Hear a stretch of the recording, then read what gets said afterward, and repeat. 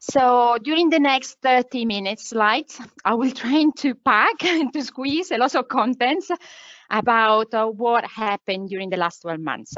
I'm going to present you a relatively high-level insight on the impact of COVID-19 and the main trends in the construction industry. We will look at the losses seen in the last year and the impact of climate change.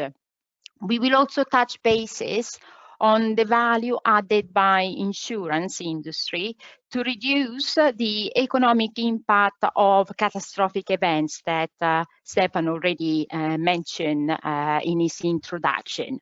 And hopefully we will contribute to unlock the finance for more sustainable infrastructure going forward. So this is the agenda for today. So quite many topics. So I'm going straight into the next slide and about the impact of COVID-19 on the construction industry. So I think that looking back at 2020, we will all remember this year as the year of the global pandemic. COVID-19 had impacted greatly the construction industry. We saw many projects put on hold or even cancelled. Many were delayed. And ultimately, those that were delayed had faced big cost overrun. This was predominantly due to some key aspects like labor availability or inavailability that we saw, the supply chains disruption, and the commodity market that was impacted by the low demand of some of the commodities, and ultimately a reduction of investment decisions, especially on large projects. Conscious I've got only 30 minutes, I would love to talk into details of each aspect, but I'm happy to take questions maybe later or separately. In the meantime, I like to show specifically the impact of COVID-19 on international finance deals per type of project. This table was presented by the United Nations in the World Investment Report 2021. And it shows a decline in values of investment of 42%, big number. I mean, from 634 billion to 367 billion.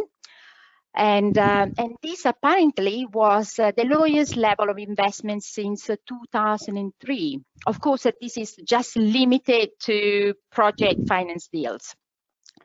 The largest decrease was in oil and gas, which decreased by 78% in value and 16% in number of deals. Also, the transport infrastructure segment had 59% decline in value as well. So yes, I thought it was incredible when I looked at this slide. But I would say that for both industries, the decrease in values was mainly driven by the large projects. If we look at the energy infrastructure projects, they also fell lowest in the 8 years to minus 40% and to 27 billion. It is a different story if we look at telecommunication. Here, the investment increased broadly because of the pandemic, which accelerated the digital adoption. However, this increase, I don't think, was properly reported for developing countries. What this table also shows is an incredible investment in numbers of renewable energy projects. This type of industry did not fall, and that's a good news, I would say. Now, as the pandemic gradually abates, I believe it is time really to reflect about the major lessons to remember, but from a year to forget. Now, this brings me to the next slide. And one of the greatest economists of the 20th century, Milton Friedman, once said, only a crisis, actually perceived, produce real changes. When that crisis occurs, the action that are taken depend on the ideas that are lying around. Well, I think if we all remember 2020 as the year of the global pandemic, 2021 will be remembered as the year of the changes. Now, if we look at the future trends of the construction industry, it seems to me that that future has already started. So the pandemic hasn't done anything than accelerating that future. Now,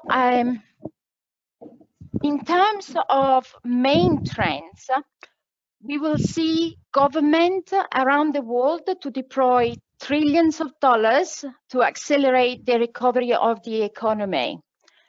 Most of these investments are expected to go into infrastructure projects, especially into renewable energy and into innovative solutions.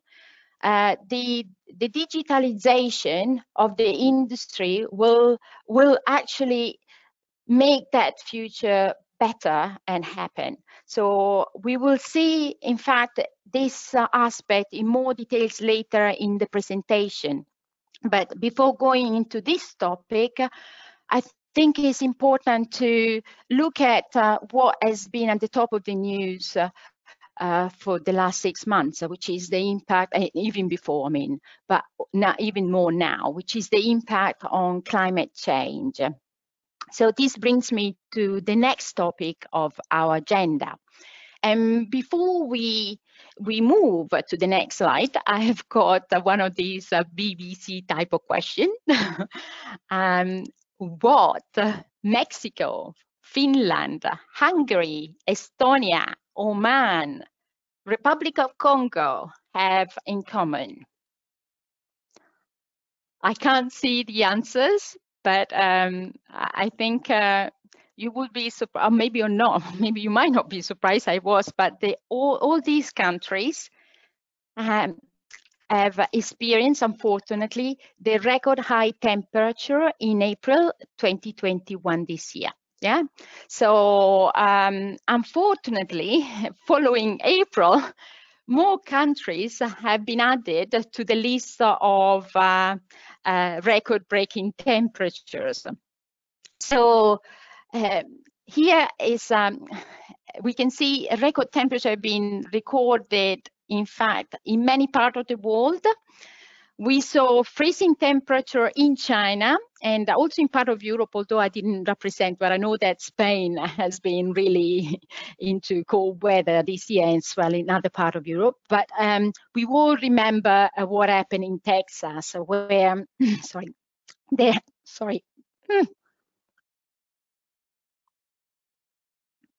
So we will remember what happened in Texas, where there was a major power crisis that was a consequence of severe winter storm that really swept across all the United States. And they reached temperatures as low as minus 13.3 degrees, and millions of people were left without power, as Stefan was saying, chopping the wood outside, which was really, yes, quite sad. But another event which has taken the attention of the entire world was this summer in Canada, in a little town, Lytton in British Columbia, where a temperature of 49.6 degrees was recorded. And as you know, the day after this high temperature was recorded, there was a break. This very sad story. But a heat wave also was experienced in Europe. I was in Italy at the time. We got 48.8 degrees as the highest ever recorded temperature in Europe. And this was in Italy. So 2020, if we look at the graph here, was the second hottest year on record. Although 2021 is not even reported, and believe me, I'm pretty sure that next year when we be talking about it, again, the news from construction, we will see another record year. So temperature continues to rise year on year. This is what is presented here. And this is causing climate change effects, and which are ultimately increasing in visibility, in frequency, and in severity. So hence my question, is this target, the target of the Paris Agreement, already out of reach? So let's have a look at the disaster in 2021. And we had 42 billion in the first half of the year. According to Swiss Re Institute, this has been well above the average of 33 billion that we saw with wildfire, with the overall year. I think that we got 33. We saw wildfire, and those have in all pretty much in California, in Turkey, Greece, Italy, Spain, even in Russia, and then we saw flood in so many locations. We've been recording considerable exposure of flood in Australia, in Central Europe, in China. We saw some incredible, I think, images from the news regarding what happened in Europe and in China. And then ultimately we saw also the winter storm that I was mentioning at the beginning in Europe as well as in US, the freezing cold weather, and all the last couple of weeks we've been all talking about Hurricane Ida, Category 4, and we're following all this, the path. So yeah, definitely once the 2021 hasn't started in really the best way in terms of NatCat, but let's have a look at an update of the graph that was presented last year at the EMEA conference to give now an overall world view of what happened in 2020. Looking at these slides, well, there were 210 billion losses, natural catastrophe losses, according to Munich Re. Here, the distribution around the world, and US was the country which was hit hardest, but also because we saw more insured losses due to economic growth and urbanization of this country. We saw Hurricane Laura, for instance, with 13 billion. We saw severe storm in the north of US with 6.8 billion. And the wildfire in California, again, it happened last year and it happened again this year with 11 billion. But what this graph does not show is that, for instance, the North Atlantic hurricane season of last year was one of the most extremely active season. It was just a chance that the storms did not hit the population. It went through low population density, low activity, and low insurance penetration. So, but the question, of course, we can't count on luck to keep us safe, right? So we need to do something. Also, if we move to out of US and we look at other countries, the developing countries, we can see that there are areas where the gap between insured and uninsured perils is increasing considerably. And that gap is ultimately paid by governments and taxpayers, and ultimately by people. And those who have been suffering the most are really the poor countries. And the importance to make this world more resilient, and us as insurance, I believe we got a very big role to play at the moment.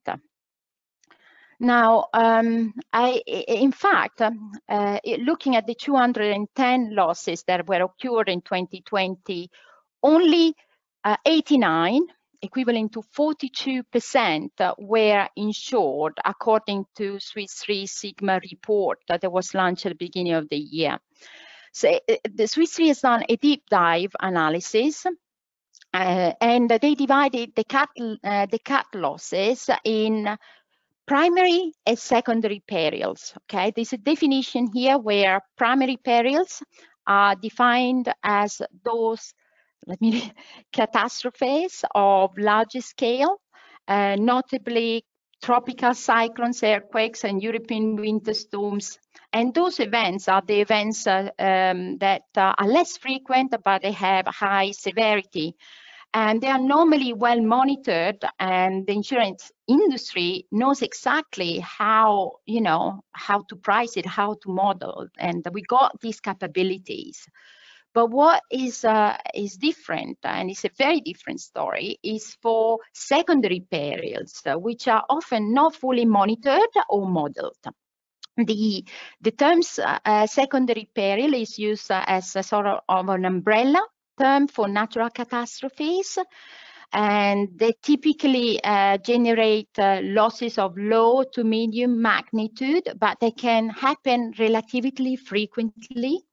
So these include independent secondary peril, the way the Swiss Re defines, and those are convective storms, including thunderstorms, hail and tornadoes, droughts, wildfires, snow, flash floods, and landslides.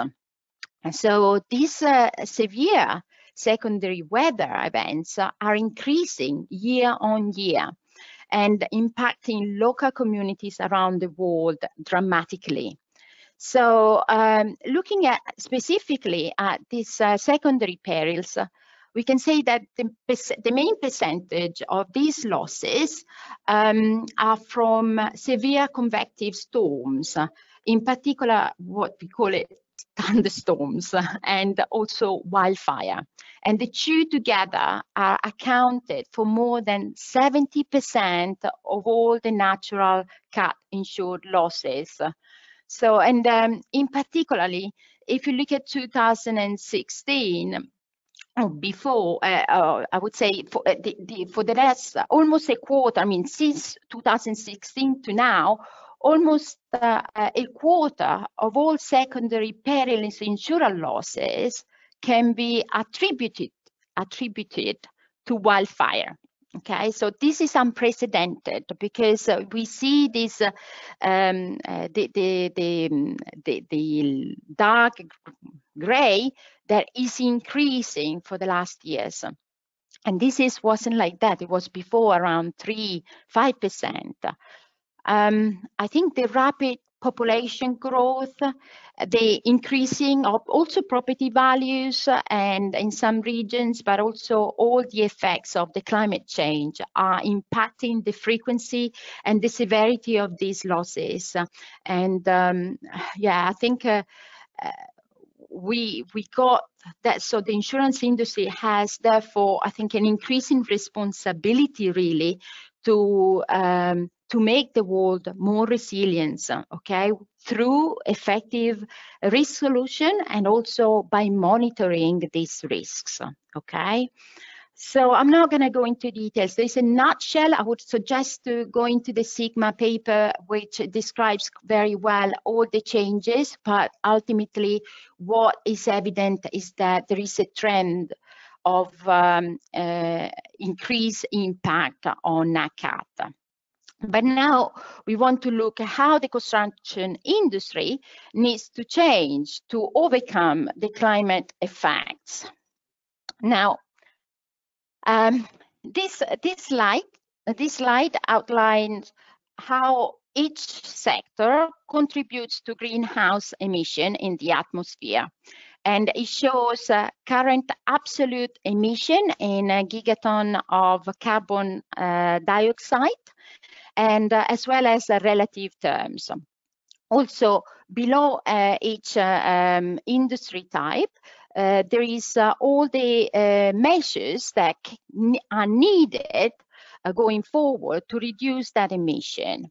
So, for instance, starting from the energy production, going forward, we would definitely need to look into more renewable energy. We need to look into how the energy is the transmission of the and the distribution lines to make sure that we improve the efficiency and that we create smart and local grids.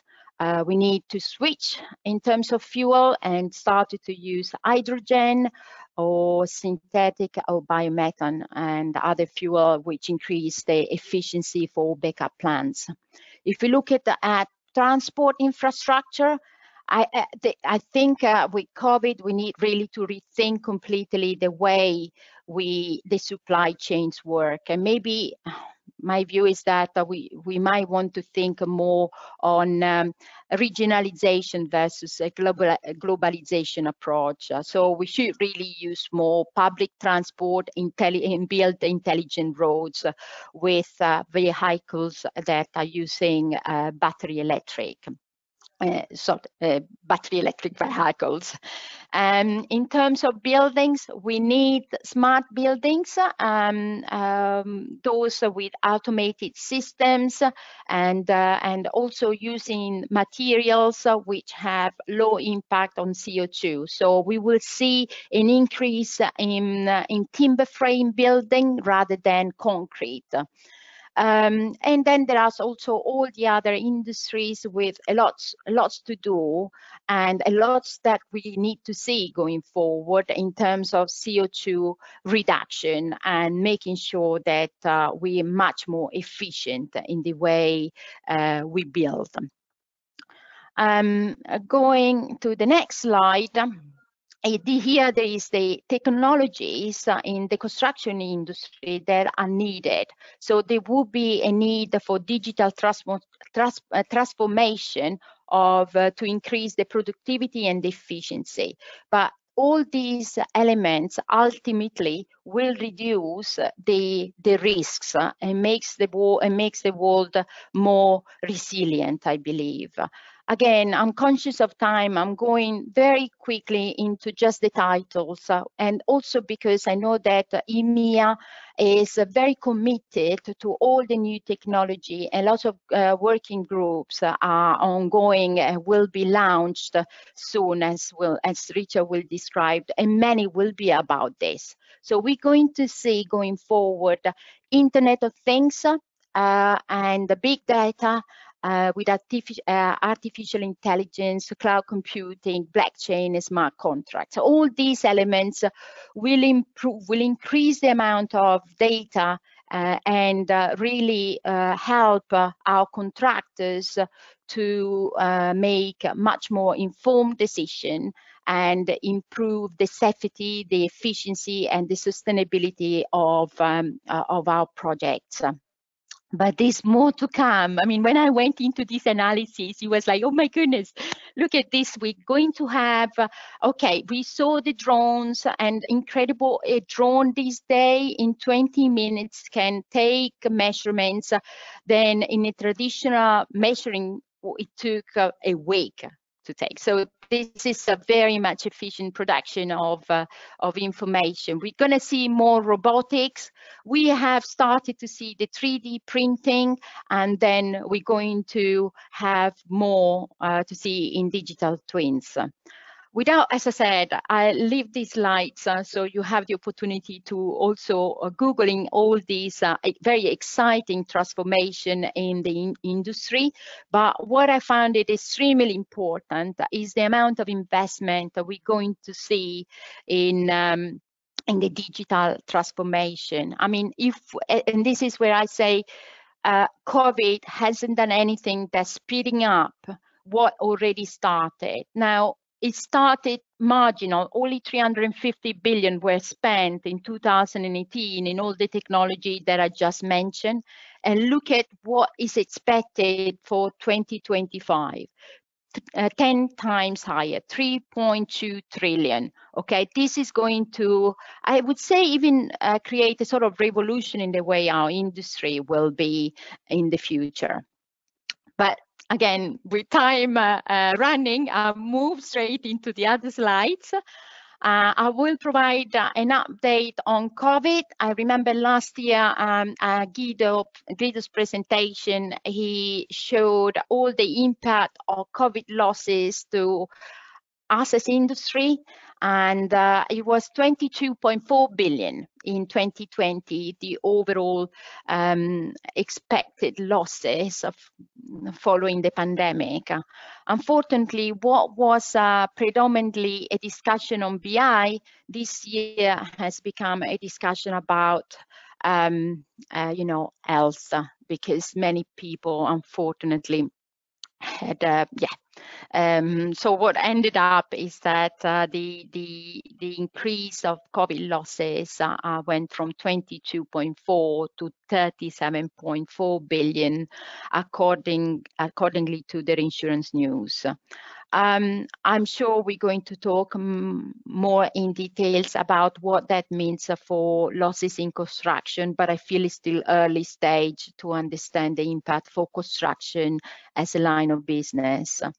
Cyber losses, well, again, there has been an increase in cyber claims in recent years, as reported by a quite interesting report from AGCS.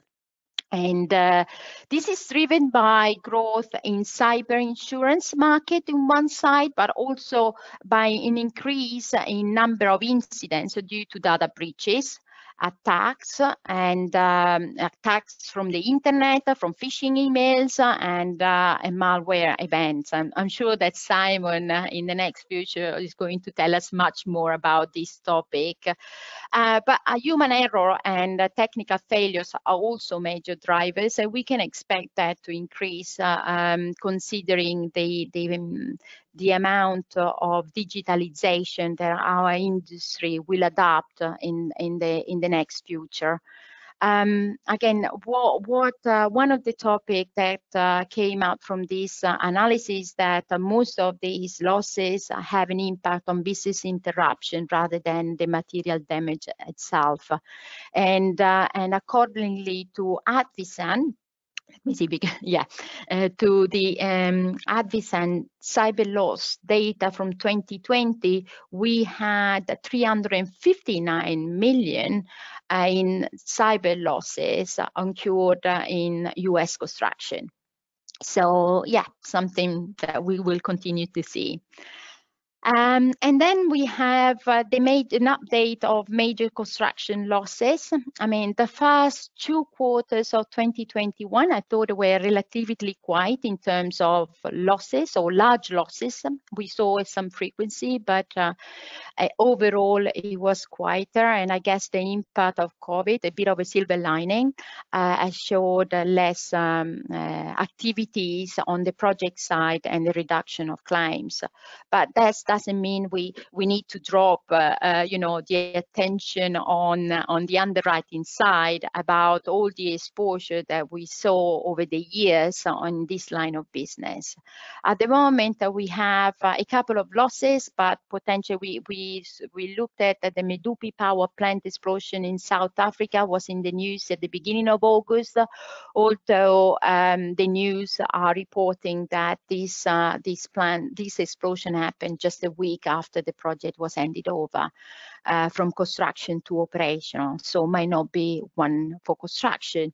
And then we saw also in February, the beginning of February, a catastrophic mass flow that descended from the valley of I think it's written somewhere. I have to Uttarakhand in India, which caused widespread devastation and severely damaged 2 hydropower plants. One of those was under construction, and it's an event that sometimes we call it GLOF, as mentioned by Stefan in his presentation before.